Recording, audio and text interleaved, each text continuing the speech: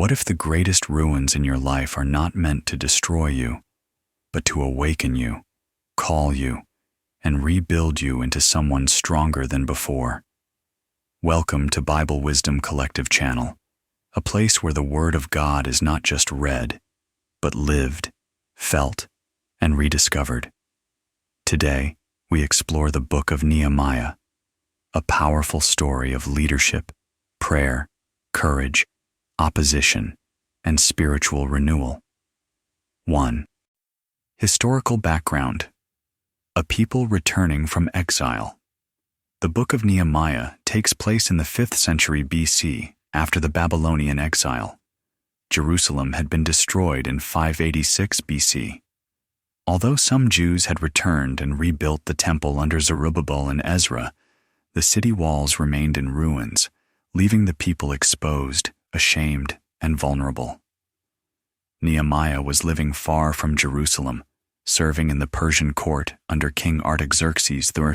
Though physically distant from his homeland, his heart remained deeply connected to God's people and God's promises. 2. A heart that breaks before a city is rebuilt. Nehemiah 1:1-11. When Nehemiah heard about Jerusalem's broken walls and burned gates, his reaction was immediate and profound. When I heard these things, I sat down and wept. For some days I mourned and fasted and prayed before the God of heaven. Nehemiah 1:4. Nehemiah did not blame others. He did not rush into action. He prayed, confessed sin, and remembered God's covenant. O Lord, let your ear be attentive to the prayer of this your servant. Nehemiah 1:11. Before rebuilding walls, God rebuilt Nehemiah's heart. 3. God opens doors through prayerful courage. Nehemiah 2:1-8. Nehemiah served as the king's cupbearer, a trusted but risky position. When the king noticed his sadness, Nehemiah feared for his life. I was very much afraid, but I said to the king, Nehemiah 2:2-3. After a silent prayer, Nehemiah boldly asked for permission to rebuild Jerusalem. God moved the heart of the king, and because the gracious hand of my God was on me, the king granted my requests. Nehemiah 2:8. This moment reminds us, when God calls, he also provides. 4. Seeing the ruins before casting the vision. Nehemiah 2:11-18. Upon arriving in Jerusalem, Nehemiah inspected the walls at night, in silence. I had not told anyone what my God had put in my heart to do for Jerusalem. Nehemiah 2:12. Only after understanding the destruction did he speak to the people. Come, let us rebuild the wall of Jerusalem, and we will no longer be in disgrace. Nehemiah 2:17. The people responded in unity. Let us start rebuilding. Nehemiah 2:18. True leadership invites people into God's vision, not personal ambition. 5. Opposition, mockery, and spiritual warfare. Nehemiah 4:1-23. As soon as the rebuilding began, opposition followed. Enemies mocked them. What are those feeble Jews doing? Nehemiah 4:2. They threatened violence and intimidation. Nehemiah responded with prayer and practical wisdom. We prayed to our God and posted a guard day and night. Nehemiah 4:9. The builders worked with one hand and held weapons with the other.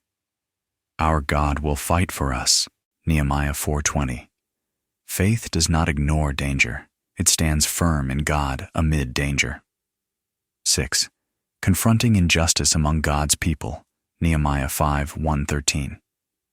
A serious crisis arose from within the community. Wealthy Jews were exploiting the poor. Nehemiah was deeply angered. What you are doing is not right.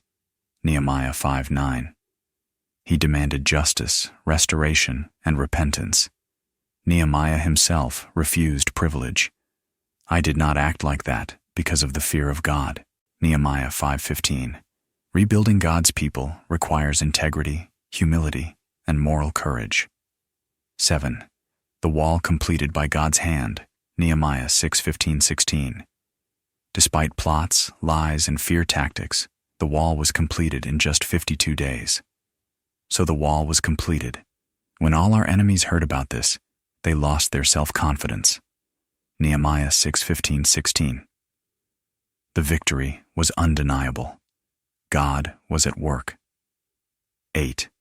Revival through God's Word, Nehemiah 8:10. Ezra the priest read the law aloud to the people. They read from the book of the law of God, making it clear and giving the meaning. Nehemiah 8:8. The people wept, but Nehemiah encouraged them. Do not grieve, for the joy of the Lord is your strength. Nehemiah 8:10. Confession, worship, and covenant renewal followed. The walls were rebuilt, but more importantly, hearts were restored. 9. Perseverance, not perfection, Nehemiah 13. After returning to Persia and later coming back to Jerusalem, Nehemiah found the people drifting again. He corrected abuses, restored order, and prayed, "Remember me for this also, my God, and show mercy to me." Nehemiah 13:22. The book ends honestly. God's people are imperfect, but God remains faithful. 10. Why Nehemiah matters today. Nehemiah speaks to anyone who feels called to rebuild after loss, faces opposition for doing what is right, learns to pray before acting, chooses obedience over comfort. God still rebuilds ruins, one willing heart at a time. If this story stirred something inside you, if God is calling you to rebuild a broken wall in your life, subscribe to Bible Wisdom Collective. Like this video to spread God's Word. Share it with someone who needs hope. Comment below.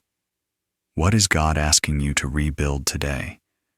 Remember, the walls may be broken, the journey may be hard, but God is still building, and He is not finished with you yet.